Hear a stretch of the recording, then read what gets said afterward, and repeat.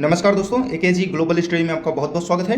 दोस्तों, आज की इस क्लास में हम जानेंगे सोलर सिस्टम के बारे में, यानी सौर मंडल के ग्रहों के बारे में इस क्लास में हम पढ़ने वाले हैं।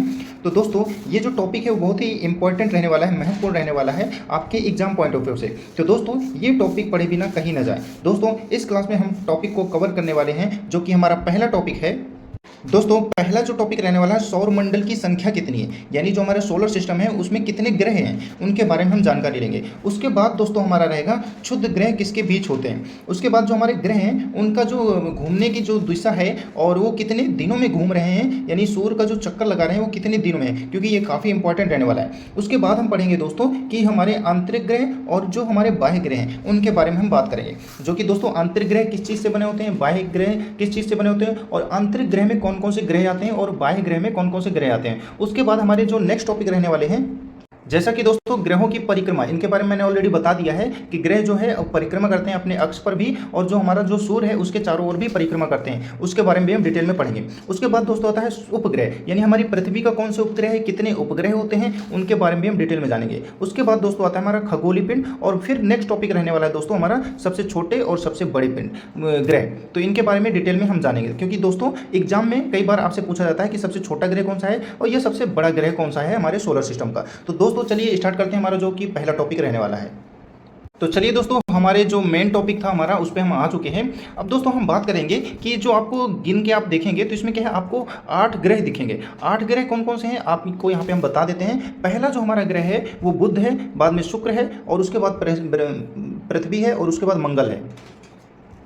दोस्तों यह हमारा जो कि पहला ग्रह है वो है हमारा क्या है, बुध, यानी जो हमारा बुध यानी मरकरी, ये हमारा पहला ग्रह है। यानी एक हो गया, यानी हमारे टोटल सौर मंडल में क्या है 8 ग्रह हैं, यानी 8 इनकी जो संख्याएं हैं दोस्तों, 8 इनकी टोटल संख्याएं। पहले क्या थी, 9 संख्याएं थी, जो कि प्लूटो था, उसको अभी एक बार यहाँ से हटा दिया गया, उसको साइड कर दिया गया। अभी प्रेजेंट में कितने हैं, 8 ग्रह हमारे हैं सौर मंडल में, यानी सोलर सिस्टम में। अब दोस्तों हम बात करेंगे कि हमारा जो सूर्य है, ये हमारा सूर्य क्या है, सूर्य क्या है, एक प्रकार से केंद्र है किनका, इन सभी ग्रहों का। जो कि सूर्य हमारा क्या है, स्थिर रहता है, स्टैटिक रहता है, ये क्या है, पॉइंट है, सेंटर है। अब ये क्या है, सूर्य के चारों ओर क्या है, जितने भी ग्रह हैं वो क्या है, घूमते हैं, यानी परिक्रमा लगाते हैं। अब दोस्तों ये जो सूर्य है, सूर्य के कितने डिस्टेंस में कौन कौन सा ग्रह है उसके बारे में हम जानकारी ले लेते हैं। दोस्तों पहला जो है हमारा मरकरी, मरकरी क्या है, सबसे नजदीकी ग्रह है जो कि सूर्य के। उसके बाद सेकेंड नंबर पर आता है दोस्तों हमारा शुक्र, यानी शुक्र क्या है, दूसरे नंबर पर है, और तीसरे नंबर पर हमारा पृथ्वी है, यानी पृथ्वी जो है सूर्य से तीसरे नंबर पर आता है। उसके बाद है हमारा मंगल, फिर आता है जुपिटर यानी बृहस्पति होता है,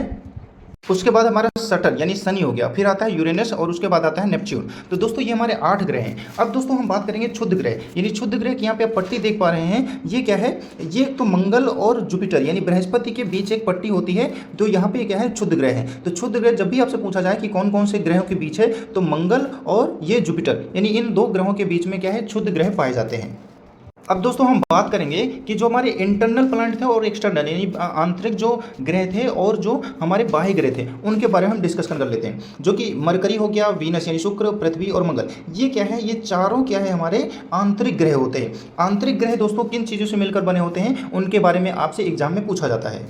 उसके बाद दोस्तों क्या होता है, बाह्य ग्रह। बाह्य ग्रह, अब देखो 4 ग्रह तो हमारे ये वाले हो गए, यानी ये क्या है, हमारे आंतरिक ग्रह। अब जो 4 बचते हैं दोस्तों इस पट्टी के, यानी क्षुद्र ग्रह के उधर वाले, ये क्या है, हमारे एक्सटर्नल है। अब दोस्तों बात करें कि हमारे जो आंतरिक ग्रह हैं वो किस चीज़ों से मिलकर बने होते हैं, तो जो आंतरिक ग्रह हैं वो चट्टान और धातु से मिलकर बने होते हैं। और जो हमारे इधर की अगर बात कर ले, ये वाले हमारे जितने भी ग्रह हैं ये क्या है, किन चीज़ों से मिलकर बने होते हैं, बाह्य ग्रह वो बोलते हैं इनको, जो कि गैसों और तरल पदार्थों से बने होते हैं। तरल पदार्थों से मतलब क्या होता है, बर्फ, यानी गैस से या बर्फों से बने होते हैं, तरल पदार्थों से बने होते हैं। तो दोस्तों आई होप कि ये आंतरिक ग्रह और बाह्य ग्रह में आपको डिफरेंस पता चल गया होगा, जो कि आपके एग्जाम पॉइंट ऑफ व्यू से काफ़ी इंपॉर्टेंट रहने वाला है। तो दोस्तों कौन कौन से हमारे आंतरिक ग्रह होते हैं और कौन कौन से हमारे बाह्य ग्रह होते हैं, तो ये वाली जो हमारी ये लाइन आ रही है इसके अंदर क्या है, ये हमारा जो क्षुद्र ग्रह है इसके अंदर अंदर की क्या है, आंतरिक ग्रह होते हैं, और इसके बाहरी वाले जो ग्रह हैं वो क्या है, बाह्य ग्रह होते हैं। तो आई होप कि ये कॉन्सेप्ट आपका क्लियर हो गया होगा। और आंतरिक जो ग्रह है वो किस चीज़ों से मिलकर बने होते हैं, चट्टान और धातु से मिलकर बने होते हैं, और जो बाह्य ग्रह हैं वो गैस और तरल पदार्थों से मिलकर बने होते हैं। और दोस्तों सबसे पहला पॉइंट ये है कि ये जो हमारा यानी 1 मिलियन में, यानी 1 मिलियन में कितने किलोमीटर होते हैं, तो 10 लाख किलोमीटर होते हैं। ये भी आपको याद रखना है, आपके मैथ में काम आएगा। दोस्तों ये जो आप यहाँ पे देख पा रहे हैं सीधी लाइन, और यहाँ पे लिखा हुआ है कि ध्रुव तारा। ध्रुव तारा किसे कहते हैं दोस्तों? हमारे जो आसमान में सबसे ज़्यादा चमकीला जो तारा होता है उसको ध्रुव तारा कहते हैं। दोस्तों पहले के जो लोग थे वो इसका यूज करते थे दिशा ज्ञात करने के लिए, यानी जिस जगह आप देखते थे कि सबसे ज़्यादा चमकदार जो तारा है, सबसे चमकीला जो तारा है, उसको क्या ये ईस्ट यानी पूरब मान लेते थे, और उसके जस्ट बैक साइड में क्या है पश्चिम होता था। तो सबसे जो चमकता हुआ तारा दिखाई देता है आसमान में वो हमारा ध्रुव तारा होता है। दोस्तों अब हम बात करेंगे उपग्रह के बारे में। दोस्तों आप सभी को पता है कि सूर्य के चारों ओर क्या है, ये सारे जितने भी हमारे ग्रह हैं वो चक्कर लगाते हैं। अब दोस्तों बात करेंगे कि हमारे पृथ्वी है, हमारी जो पृथ्वी है उसके भी चारों ओर कोई ना कोई चक्कर लगाता है। तो दोस्तों उस टाइम क्या है, हमारा जो पृथ्वी है वो हमारा केंद्र मानते हैं। अब दोस्तों पृथ्वी के चारों ओर चक्कर कौन लगाता है? तो चंद्रमा। चंद्रमा का नाम तो आपने सुना ही होगा। तो चंद्रमा जो है वो क्या है, हमारे पृथ्वी की ओर क्या है ऐसे ऐसे चक्कर लगाता है। तो सपोज दैट दोस्तों ये हमारी क्या है पृथ्वी हो गई, ये हमारी क्या है अर्थ हो गया, और अर्थ के चारों ओर चक्कर कौन लगा रहा है? ये हमारा चंद्रमा लगाता है। तो चंद्रमा क्या है, हमारा एक प्रकार से उपग्रह है।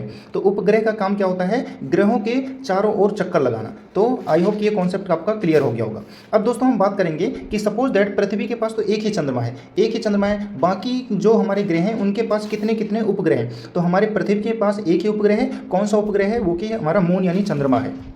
अब दोस्तों देखें कि सबसे पहले आपसे प्रश्न किया जाएगा कि कौन कौन से ग्रह के पास अपना उपग्रह नहीं है, यानी अपना कोई भी चंद्रमा नहीं है। तो दोस्तों हमारा जो बुध है और शुक्र है, इन दो ग्रहों के पास कोई भी उपग्रह यानी कोई भी चंद्रमा नहीं है। तीसरा जो हमारा आता है हमारी पृथ्वी, यानी तीसरे नंबर पे कौन है? हमारा पृथ्वी यानी अर्थ है। इसके पास क्या है? इसके पास एक ही चंद्रमा है। और उसके बाद जो हमारा मंगल है, मंगल के पास कितने दोस्तों हैं चंद्रमा है? दो, यानी दो उपग्रह है हमारे मंगल के पास है।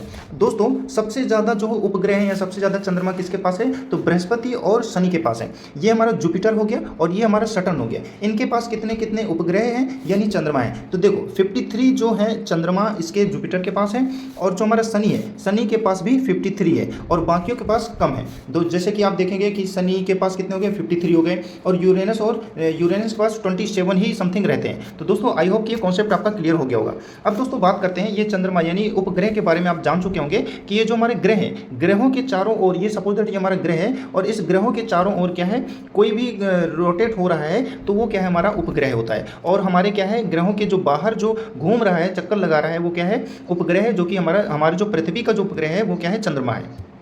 अब दोस्तों बात कर लेते हैं कि हमारा जो पृथ्वी है या कोई भी ग्रह है वो सूर्य के ओर चक्कर कितने दिनों में लगाता है। तो ये हमारा क्या है? सूर्य था, जो कि अब इस सूर्य के चारों ओर ये सारे जितने भी ग्रह हैं वो कितने दिनों में चक्कर लगाएंगे, तो इसके बारे में हम डिटेल में जान लेते हैं। दोस्तों जो हमारा पहला है मरकरी, यानी मरकरी जो है वो कितने दिनों में सूर्य का चक्कर लगाती है? तो ये लगाती है, इसमें 88 दिन लगते हैं। यानी मरकरी यानी बुध को सूर्य के चारों ओर एक बार चक्कर लगाने में कितने दिन लगते हैं? 88 दिन लगते हैं। और इसके पास कोई भी क्या है चंद्रमा या कोई भी उपग्रह नहीं है, ये आपको विशेष ध्यान देना है। उसके बाद आता है शुक्र। शुक्र क्या करता है कि ये जो रोटेशन करता है यानी सूर्य के चारों ओर चक्कर लगाता है, इसको एक चक्कर पूरा करने में 200 यानी 255 दिन का समय लगता है। और हमारे मरकरी को कितने दिन लगता है? 88 दिन लगता है। तो ये आपको टाइम भी आपको याद रखना है। अब दोस्तों हमारे अब बात आती है हमारी पृथ्वी की, यानी जो हमारा अर्थ है वो जो पृथ्वी है वो सूर्य का एक चक्कर कितने दिनों में लगाती है। तो दोस्तों ये आपको याद रखना है, ये काफ़ी इंपॉर्टेंट है। यानी इसको एक चक्कर पूरा करने में सूर्य के चारों ओर 365 दिन का समय लगता है। और इसके पास एक ही उपग्रह, यानी एक उपग्रह कौन सा है? हमारा चंद्रमा है, जो कि सबसे ठंडा होता है, जो कि रात में निकलता है। अब दोस्तों बात करते हैं मंगल। मंगल का जो टाइम होता है सूर्य के चारों ओर चक्कर लगाने में, एक चक्कर पूरा करने में 687 दिन लगते हैं। और इसके पास दो समथिंग यानी दो सैटेलाइट यानी उपग्रह होते हैं, यानी चंद्रमा होते हैं। बाद में आता है दोस्तों हमारा बृहस्पति। बृहस्पति जो है लगभग 12 साल में लगभग एक चक्कर पूरा कंप्लीट करता है हमारे सूर्य का। यानी सूर्य का एक चक्कर कितने दिनों में जुपिटर कंप्लीट करता है? लगभग 1 साल 11 महीने लगते हैं। मतलब लगभग आप बात करें तो 12 साल लग जाते हैं। और इसके पास कितने चंद्रमा है, यानी चंद्रमा की संख्या यानी सैटेलाइट यानी उपग्रह कितने हैं? तो 53, जैसा कि मैंने आपको पहले ही बता दिया था। अब दोस्तों जो हमारा सटर्न है, यानी जो सटर्न है यानी शनि है, शनि कितने दिनों में सूर्य का चक्कर कंप्लीट करता है? ये हमारा क्या है? सूर्य है। और ये इसका जो काम है रोटेशन का, तो एक चक्कर ये पूरा करता है सूर्य का 29 साल 5 महीने में। और इसके पास भी कितने हैं? 53, यानी 53 सैटेलाइट यानी उपग्रह यानी 53 चंद्रमा है, जो कि हमें दिखाई नहीं देता। और हमें पृथ्वी का ही एक चंद्रमा दिखाई देता है, जो कि रात में दिखाई देता है। तो आपको ये याद रखना है। अब दोस्तों हम बात करेंगे कि खगोलीय पिंड क्या होते हैं। दोस्तों खगोलीय पिंड यानी सूर्य हो गया, चंद्रमा हो गया, तारे हो गए तथा वे सभी वस्तुएं जो रात के समय आसमान में चमकती हुई दिखाई देती हैं वो क्या होते हैं, हमारे खगोलीय पिंड। यानी अगर रात में आपको कोई भी चमकता हुआ कोई भी वस्तु दिखाई देती है उसको आप खगोलीय पिंड बोल सकते हैं। दोस्तों ये आप सोच रहे होंगे कि ये जो तारे हैं, ये चंद्रमा है, हमें दिन में क्यों नहीं दिखाई देते, केवल रात में ही क्यों दिखाई देते हैं? क्योंकि सूर्य की रोशनी की वजह से हमें क्या है, इतना प्रकाश होता है दिन में जो कि ये चीज़ें छिप जाती हैं, हमें दिखाई नहीं देती है। तो दोस्तों ये कॉन्सेप्ट आपका कैसा रहा, क्लियर हो गया होगा? तो दोस्तों चैनल पर नए हैं तो सब्सक्राइब जरूर कर दें एंड शेयर करना ना भूलें। और ये वीडियो अगर हेल्पफुल रही हो तो कमेंट करके जरूर बताएं आपको कैसी लगी। धन्यवाद दोस्तों, मिलते हैं नेक्स्ट वीडियो पर।